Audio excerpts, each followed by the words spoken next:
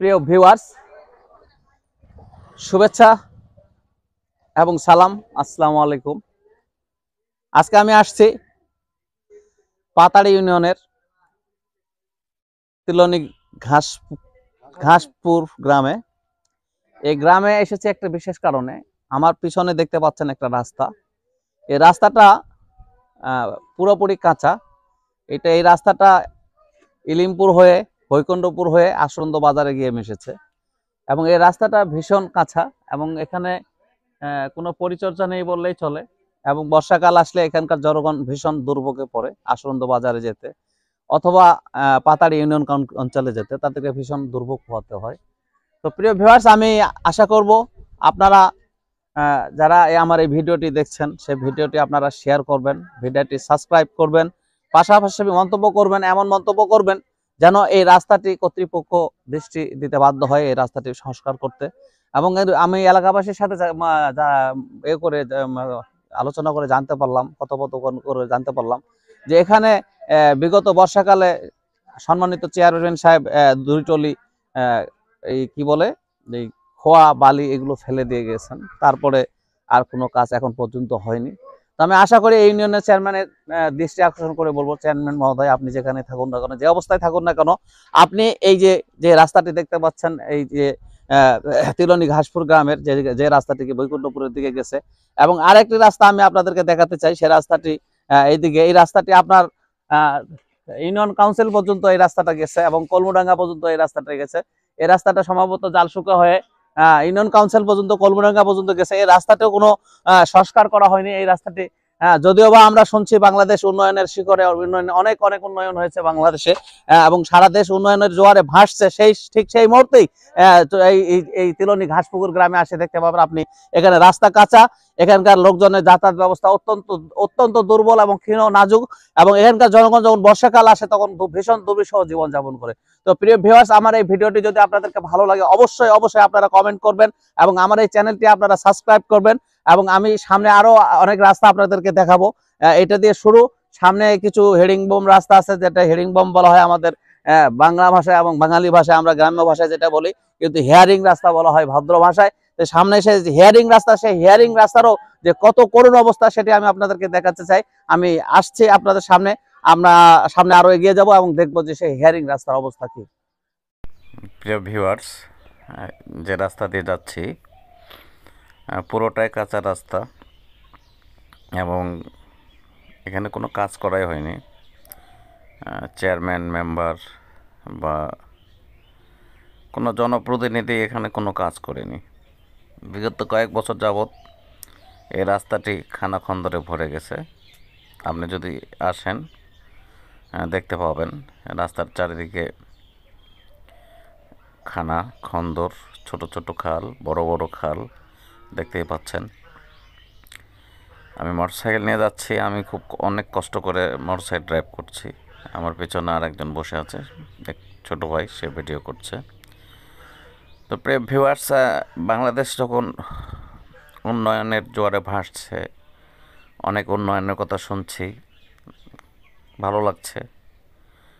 পাশাপাশি এই রাস্তাটি যখন দেখছি তখন খুব খারাপ লাগছে, কারণ এত সুন্দর উন্নয়নের দেশে যদি এরকম রাস্তা থাকে সেটি বড়ই বেমানান। তা আমি আশা করব যে কর্তৃপক্ষ এই রাস্তাটির প্রতি দৃষ্টি দিবেন এবং রাস্তাটি জনসাধারণের চলাচলের উপযুক্ত করে গড়ে তুলবেন। রাস্তাটি দেখলে আপনাকে অবাক হতে হবে, এই রাস্তাটিতে এতই গর্ত, এত খারাপ অবস্থা, যেটা এ সভ্য জগতে কল্পনা করা খুব কঠিন। তো প্রিয় ভিউয়ার্স, কথা না বাড়িয়ে আমি শুধু একটা কথাই বলতে চাই, সেটা হলো যে এই রাস্তাটিতে যখন বর্ষাকাল আসে মানুষের চলাচলের এতটাই অসুবিধা হয় সেটা কল্পনাতীত। এলাকার জনসাধারণের সাথে কথা বলে জানতে পারলাম যে এই যে দেখতে পাচ্ছেন এই যে এইটুকু রাস্তা একটু ইট বিছানো হয়েছে, আর বাকি রাস্তায় যে যাচ্ছি পুরোটাই কাঁচা, এবং এটা আমি মেন রাস্তায় যাচ্ছি, তিলনি দিনাজপুর হতে আমি এটা মেন রাস্তার দিকে যাচ্ছি, যে রাস্তাটা এক কথায় আসন্ন বাজারের দিকে গেছে মদাইল হয়ে। আমি সেদিকে যাচ্ছি। এদিকে একটা হেয়ারিং রাস্তা আছে, সেই হেয়ারিং রাস্তারও খুব করুণ অবস্থা, যেটা ভাষায় বর্ণনা করা যাচ্ছে না। তো যোগাযোগ ব্যবস্থা উন্নত হওয়া দরকার। আমি অলরেডি সেদিকে যাচ্ছি, যে হেয়ারিং রাস্তার দিকে যাচ্ছি, আপনারা দেখতে পাচ্ছেন। তো যোগাযোগ ব্যবস্থা উন্নত না হলে আমাদের কোনো কিছুই উন্নতি হবে না, এটা সবারই জানা। তো যোগাযোগ ব্যবস্থাটা সবার আগে। তো আমাদের পাতাড়ি ইউনিয়নের যে তিলনি গ্রাম, ঘাসপুকুর গ্রাম, প্লাস সেই আশেপাশের গ্রামগুলো, চালশুকা, এই জায়গাগুলোর রাস্তা খুবই খারাপ অবস্থা। এই রাস্তাগুলোর প্রতি দৃষ্টিপাত করা একান্ত দরকার। এলাকার মানুষের সাথে, জনসাধারণের সাথে, স্কুলগামী ছেলে মেয়েদের সাথে এই রাস্তাটি সংস্কার করা অতি জরুরি। তো প্রিয় ভিউয়ার্স, আপনারা দেখতে পাচ্ছেন আমি আস্তে আস্তে আপনার ওই যে বললাম যে হেয়ারিং রাস্তার দিকে যাচ্ছি। সেই হেয়ারিং রাস্তাও অবস্থা খুবই করুণ, খুবই খারাপ অবস্থা। যে এই রাস্তা, হেয়ারিং রাস্তাও দেখা যাচ্ছে যে কি কোথাও ইট বিছানো আছে, কোথাও নেই, কোথাও গর্ত, এরকম একটা অবস্থা। মানে এক কথায় কি করুণ অবস্থা।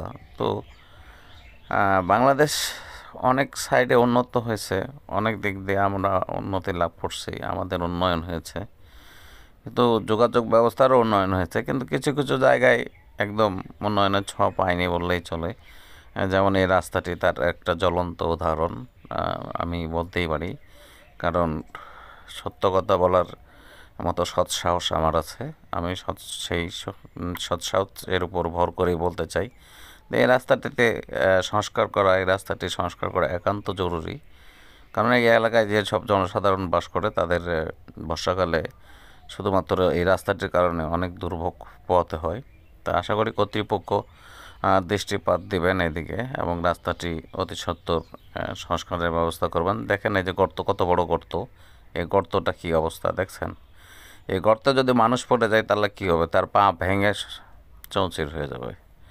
এই অবস্থা হচ্ছে এই ইট বিছানো রাস্তায়, যেটাকে হেয়ারিং রাস্তা বলছি। আমি অলরেডি হেয়ারিং রাস্তার উপরে দাঁড়িয়ে মোটরসাইকেল ড্রাইভ করছি, দেখতেই পাচ্ছেন কত, এই যে দেখেন আপনাদেরকে দেখাচ্ছি, গর্তে গর্তে ভরা। যাই হোক, আগামী দিনে আমরা এই রাস্তাটির সংস্কার চাই।